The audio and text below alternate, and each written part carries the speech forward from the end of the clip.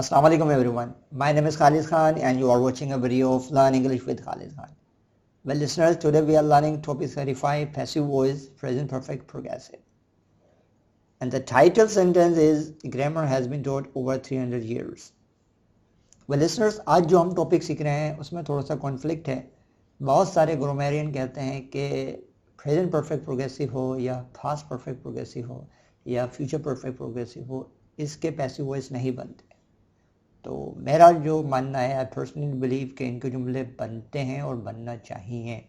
इसकी वजह यह है कि अगर ये टाइटल सेंटेंस को ही देख लें, अगर हम ये बात कहना चाहें कि ग्रामर 300 सालों से भी ज़्यादा से पढ़ाई जा रही है, तो हम किस तरह कहेंगे इसको?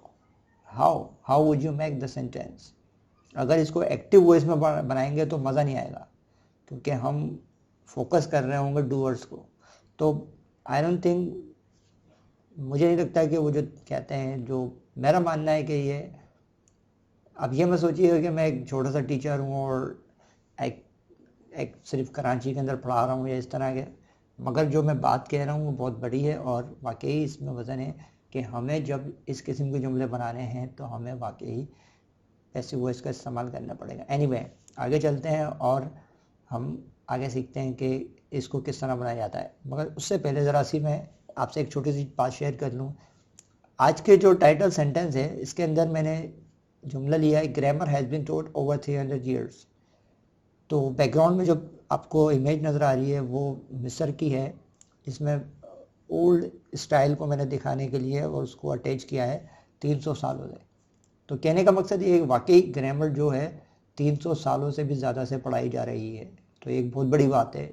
इससे ग्रामर की अहमियत का भी अंदाज़ा किया जा सकता है. दूसरा, इस बात से ही अंदाज़ा किया जा सकता है कि जनाब अली कि ये जो जुमला है ये पैसिव वॉइस में लिखा हुआ है और इसकी ज़रूरत पड़ती रहती है. एनीवे, आगे चलते हैं और देखते हैं इस ज़माने में हम किस तरह जुमले बनाते हैं. सबसे पहले सेंटेंस का फार्मूला समझ लेते हैं. Receiver plus has been plus third form of the verb since of for, आपको पता ही है क्यों इस्तेमाल किए जाते हैं, और प्लस एक्स्ट्रा वर्ड. अच्छा, जिनके साथ हैव लगता है उनके साथ हम हैव लगाएंगे और जिनके साथ हैज़ लगता है उनके साथ हम हैज़ लगाएंगे. तो अभी जो हम सीख रहे हैं वो कौन से रिसीवर्स हैं? ही, शी, इट, दिस, दैट और any singular and uncountable thing, उनके साथ हैज़ लगेगा. तो उनको हम इस तरह कंस्ट्रक्ट करेंगे. एक्टिव सेंटेंस लिखा हुआ मैंने, teachers have been teaching grammar over 300 years. अब उसी बात से हम दोबारा उसको कनेक्ट करते हैं कि अगर ये बात कहनी है कि teacher have been teaching grammar over 300 years, तो मज़ा नहीं आ रहा. अब मैं ये बात कहता हूँ वही पैसिव वॉइस में, grammar has been taught over 300 years, तो कितना अच्छा लग रहा है. तो कहने का मकसद ये कि इसकी ज़रूरत है. चाहे इसको आप नॉन स्टैंडर्ड कहें या चाहे तो आप इसको स्टैंडर्ड कहें, मगर मेरे मानने के मुताबिक ये बिल्कुल मयारी इंग्लिश है. There is nothing wrong with that. Okay. अच्छा, इसको आप पैसिव वॉइस में जब बना रहे हैं तो बन रहा है ये grammar has been taught over 300 years. ठीक है, वो एग्जैक्टली हमने क्या किया, सिर्फ और सिर्फ हमने has been taught third form को इस्तेमाल किया. पहले जो हमने सीखा था प्रेजेंट परफेक्ट प्रोग्रेसिव, उसके अंदर क्या था, आईएनजी फॉर्म थी. अब हमने आईएनजी फॉर्म को रिमूव करके थर्ड फॉर्म लगाई तो ये पैसिव बन गया. ठीक है. जब निगेटिव बनाएंगे तो वही simply grammar has not been taught over 300 years. तो वो आसानी समझ सकते हैं आप माशाल्लाह आप समझदार हो गए. नहीं हुआ है क्या? चलो हमारा देखते हैं.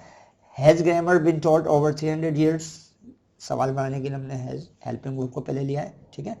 और इसी तरह निगेटिव इंटेरोगेटिव में सिर्फ हम नॉट का इजाफा करते हैं, has grammar not been taught over 300 years. तो इस तरह ये जो जितने भी रिसीवर्स हैं, ही, शी, जिनके साथ हम हैज़ इस्तेमाल करते हैं, उनके इस तरह जुमले बनते रहेंगे. मज़ीद हम देखते हैं जब हम रिसीवर्स हमारे पास हों, जैसे कि I, you, we, they, these, those और एनी प्लूरल और काउंटेबल थिंग्स, उनके साथ हम हैव लगाएंगे प्लस बिन लगाएंगे plus third form of the verb since और फॉर का सिलेक्शन करेंगे और प्लस एक्स्ट्रा वर्ड लगा के जुमला मुकम्मल हो जाएगा. तो एक्टिव जो सेंटेंस लिखा हुआ वो है, somebody has been watching us since evening. कोई हमें शाम से वॉच कर रहा है, यानी कि देख रहा है. ठीक है.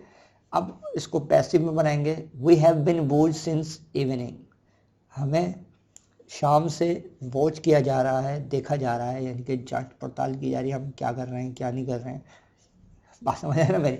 Okay, anyway, we have not been watch since evening, हमें शाम से नहीं देखा जा रहा है, बिल्कुल एग्जैक्टली, सिर्फ और सिर्फ थर्ड फॉर्म लगानी है हमें आईएनजी फॉर्म को हटा के। अगर मैं इसमें एक ऐसे एग्जांपल के तौर पे अफर्मेटिव में लगाता हूँ, we have been watching since evening, तो इसका जुमला क्या बन गया, ये एक्टिव में बन गया। अब ये हम शाम से देख रहे हैं, अब इसमें टीवी का ऐड कर लें तो खाली we have been watching TV since evening.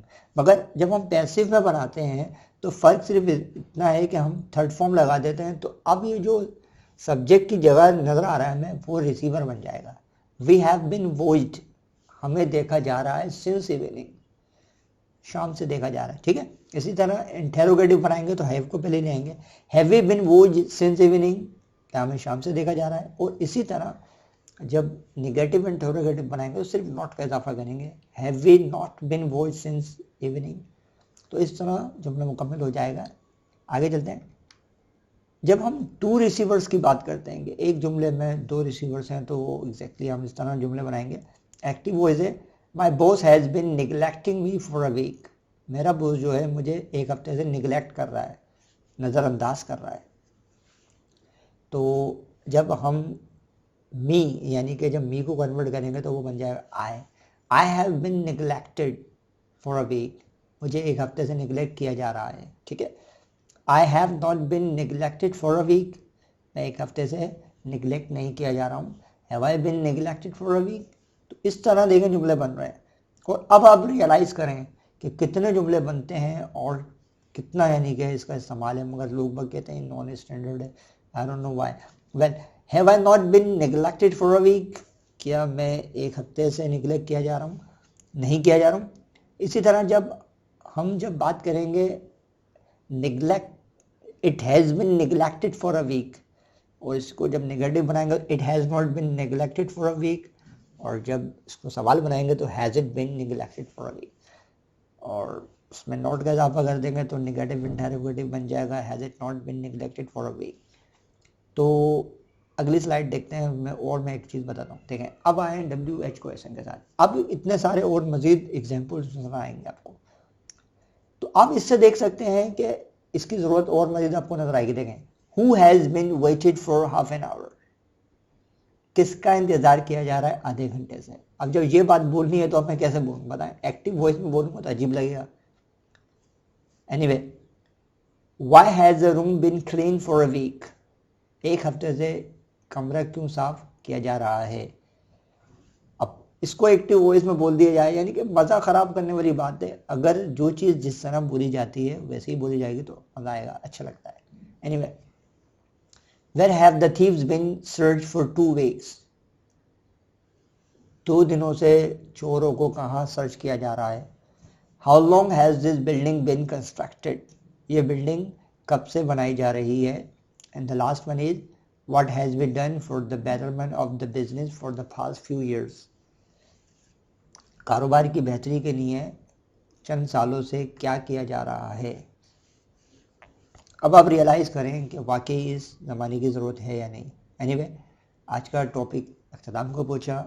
अपने इस खाकसार को इजाज़त दिएगा। मिलते हैं अगली वीडियो में, जब तक के लिए आपको इंतज़ार करना पड़ेगा, और अपना ख्याल भी रखिएगा। Thanks ever so much for watching. अल्लाह हाफ़िज़।